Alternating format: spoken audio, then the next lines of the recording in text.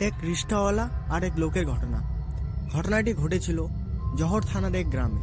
এসপির বাড়ির সামনে সেই রাস্তায় সেখানে একটা কালভার্টও আছে, আর ঠিক তার পাশেই বড় একটি ঝোপ। এই ঘটনাটি ঘটেছিল আজ থেকে প্রায় 7-8 বছর আগে। একদিন এক রিক্সাওয়ালা রাতে এক প্যাসেঞ্জারকে নিয়ে সেই রাস্তা দিয়ে আসছিল। রাত তখন 11টা নাগাদ হবে।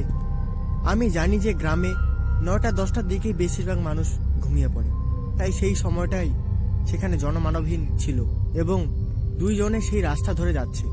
এমন সময় তারা কিছু দূর থেকে সাদা কিছু জিনিস লক্ষ্য করে।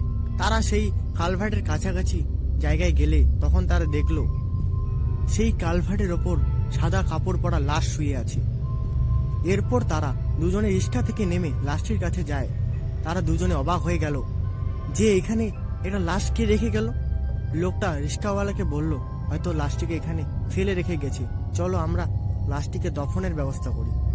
কিন্তু রিক্সাওয়ালা এতে আপত্তি জানালো, আমাকে ভাড়া দিয়ে যান, আমি এসব লাশ নিয়ে যেতে পারবো না। ঠিক আছে, তোমাকে ভাড়া আরো 100 বেশি দেব। এই শুনে রিক্সাওয়ালা লাশটিকে নিয়ে যেতে রাজি হলো। রিক্সাওয়ালা লোকটিকে একটি শর্ত দেয়, লাশটিকে আপনাকে তুলতে হবে। লোকটা বলল, ঠিক আছে, তাই হবে। তারপর লোকটা লাশটার মুখে কাপড় তুলতে গিয়ে দেখতে পায় লোকটি চোখ খোলা অবস্থায় তাকিয়ে আছে, অর্থাৎ চোখ খোলা অবস্থায় মারা গেলে যেমন দেখায়।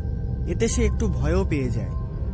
এরপর লাশটির গায়ের কাপড় আরো কিছুটা অংশ সরাতেই দেখতে পায় লাশটির শরীরের পশমগুলো খুব বড় বড়, যা কোনো সাধারণ মানুষের একদমই হতে পারে না। সাধারণ মানুষের থেকে পুরোপুরি আলাদা, অর্থাৎ পশমগুলো ছিল ভেড়ার শরীরের পশমের মতো।